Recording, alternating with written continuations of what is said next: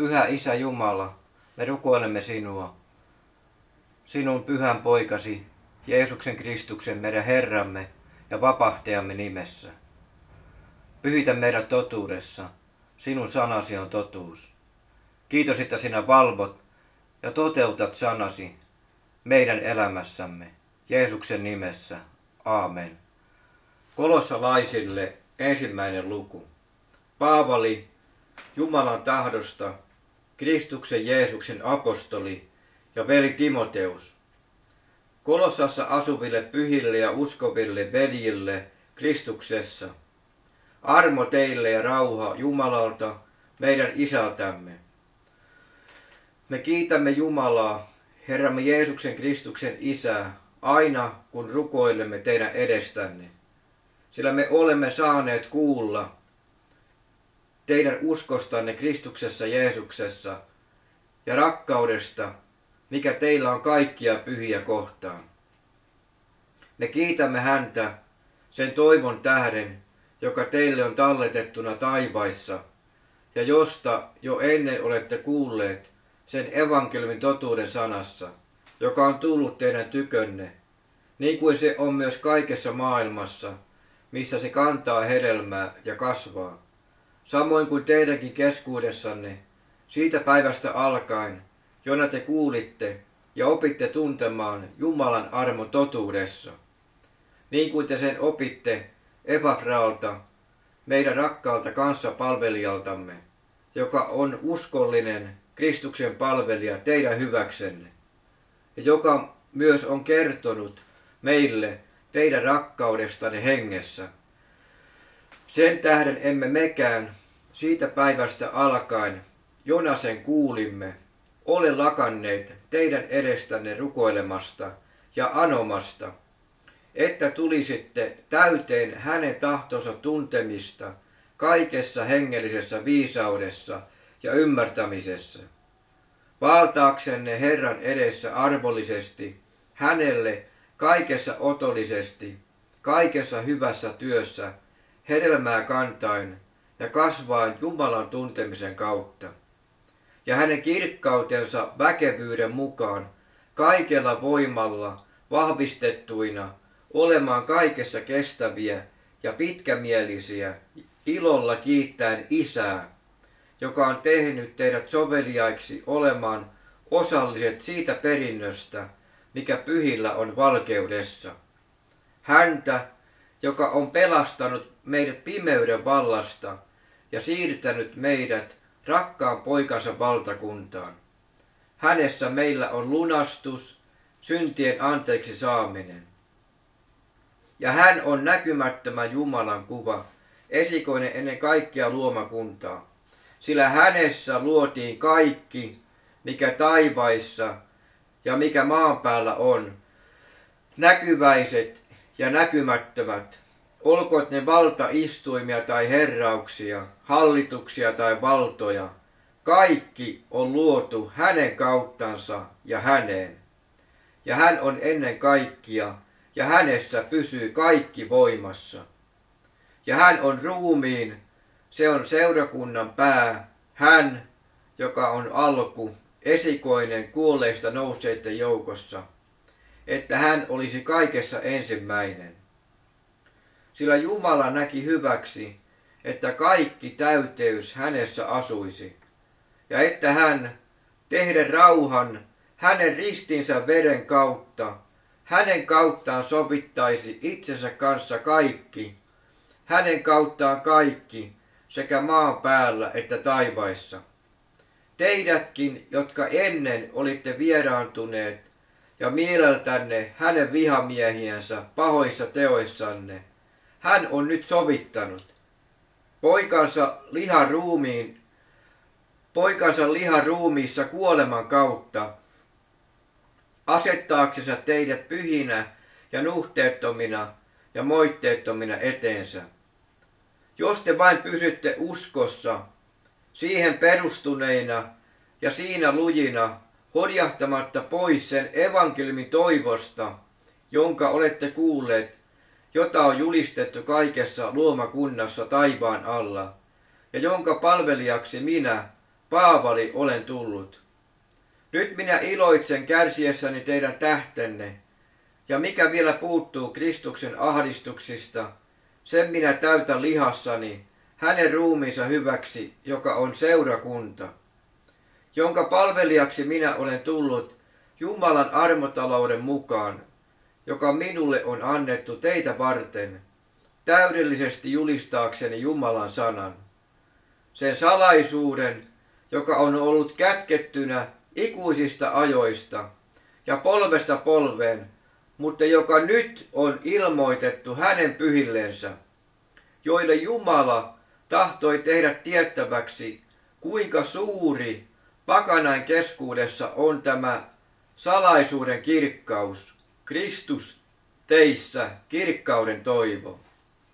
Ja häntä me julistamme, neuvoi jokaista ihmistä ja opettaa jokaista ihmistä kaikella viisaudella, asettaaksemme esiin jokaisen ihmisen täydellisenä Kristuksessa.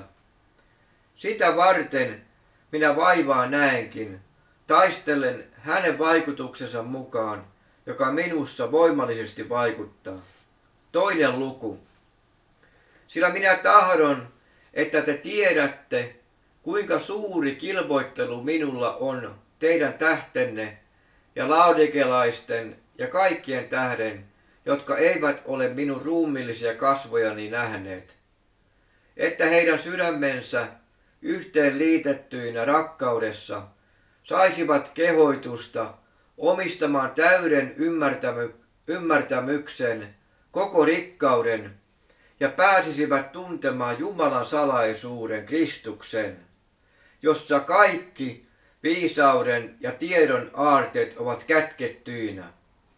Tämän minä sanon, ettei kukaan teitä pettäisi suostuttelevilla puheilla. Sillä jos ruumiillisesti olenkin poissa, olen kuitenkin teidän kanssanne hengessä ja iloitsen nähdessäni järjestyksen, joka teidän keskuudessanne vallitsee, ja teidän lujan uskonne Kristukseen. Niin kuin te siis olette omaksenne ottaneet Kristuksen Jeesuksen, Herran, niin vaeltakaa hänessä, juurtuneina häneen ja hänessä rakentuen ja uskossa vahvistuen, niin kuin teille on opetettu, ja olkoon teidän kiitoksenne ylitsevuotavainen. Katsokaa, ettei kukaan saa teitä saalikseen järkeisopilla ja tyhjällä petoksella, pitäytyen ihmisten perinnäissääntöihin ja maailman alkeisvoimiin, eikä Kristukseen. Sillä hänessä asuu jumaluuden koko täyteys ruumiillisesti, ja te olette täytetyt hänessä, joka on kaiken hallituksen ja vallan pää. Ja hänessä te myös olette ympärileikatut, ette käsin tehdyllä ympärileikkauksella, vaan lihan ruumiin pois riisumisella, Kristuksen ympärileikkauksella. Ollen haudattuina hänen kanssaan kasteessa, jossa te myös hänen kanssaan olette herätetyt uskon kautta, jonka vaikuttaa Jumala, joka herätti hänet kuolleista.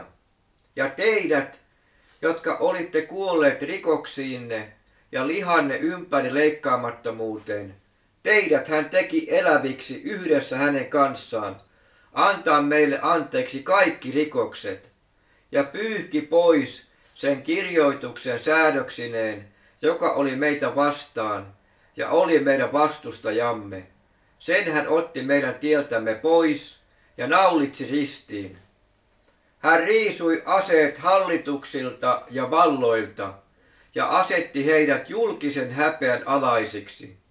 Hän sai heistä hänen kauttaan voiton riemun. Älköön siis kukaan teitä tuomitko syömisestä tai juomisesta, älköön myös minkään juhlan tai uudenkuun tai sapatin johdosta, jotka ovat vain tulevaisten varjo, mutta ruumis on Kristuksen. Älköön teiltä riistäkö voittopalkintoanne kukaan, joka on mieltynyt nöyryyteen ja enkelien palvelemiseen ja pöyhkeilee näyistään ja on lihallisen mielensä turhaan paisuttama. eikä pitäydy häneen, joka on pää ja josta koko ruumis nivelten ja jänteiden avulla koossa pysyen kasvaa Jumalan antamaa kasvua. Jos te olette Kristuksen kanssa kuolleet pois maailman alkeisvoimista, miksi te ikään kuin eläisitte maailmassa, sallitte määrätä itsellenne säädöksiä, älä tartu, älä maista, älä koske. Sehän on kaikki tarkoitettu katoamaan käyttämisen kautta, ihmisten käskyjen ja oppien mukaan. Tällä kaikella tosin on viisauden maine, itse valitun Jumalan palveluksen ja nöyryyden vuoksi, ja sen tähden, ettei se ruumista säästä, mutta se on ilman mitään arvoa, ja se tapahtuu lihan tyydyttämiseksi. 3. luku. Jos te siis olette herätetyt Kristuksen kanssa, niin etsikää sitä, mikä on ylhäällä, jossa Kristus on, istua Jumalan oikealla puolella. Olkoon mielenne siihen, mikä ylhäällä on, älköön siihen, mikä on maan päällä. Sillä te olette kuolleet, ja teidän elämänne on kätkettynä Kristuksen kanssa Jumalassa. Kun Kristus, meidän elämämme, ilmestyy, silloin tekin hänen kanssaan ilmestytte kirkkaudessa. Kuolettakaa siis maalliset jäsenenne, haureus, saastaisuus, kiihko, paha himo ja ahneus, joka on epäjumalan palvelusta, sillä niiden tähden tulee Jumalan viha. Ja niissä tekin ennen vaelsitte, kun niissä elitte.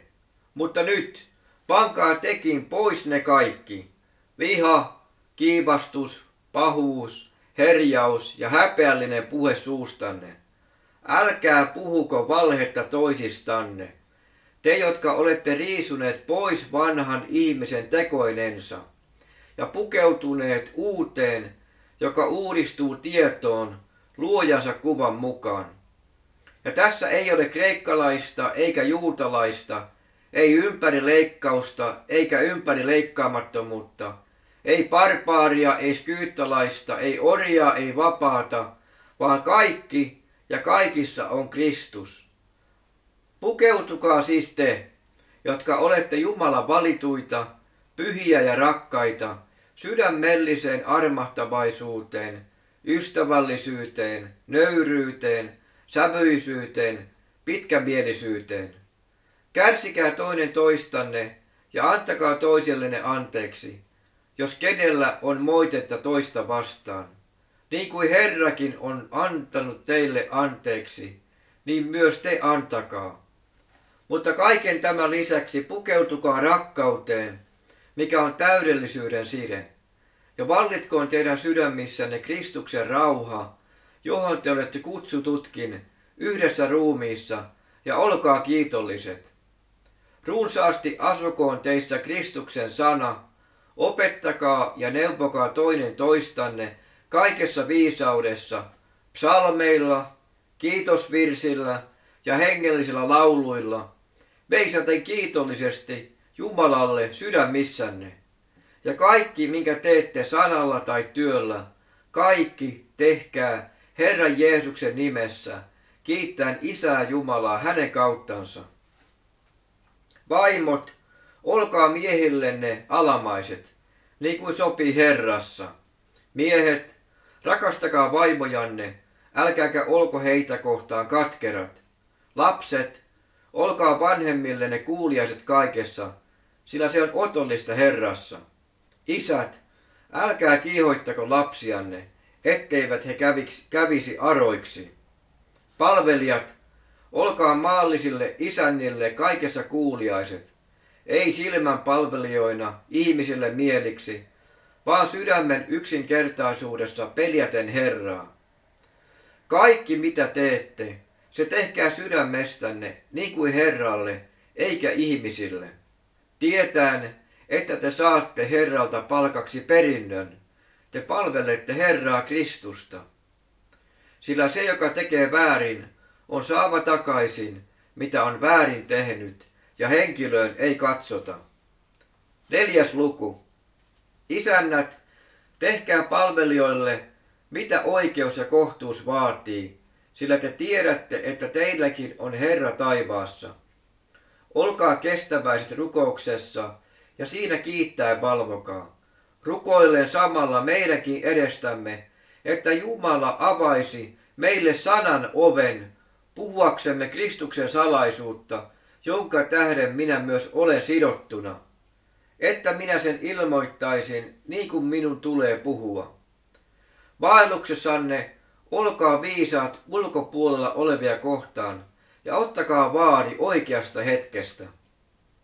Olkoon puheenne aina suloista, suolalla höystettyä, ja tietäkää kuinka teidän tulee itse kullekin vastata.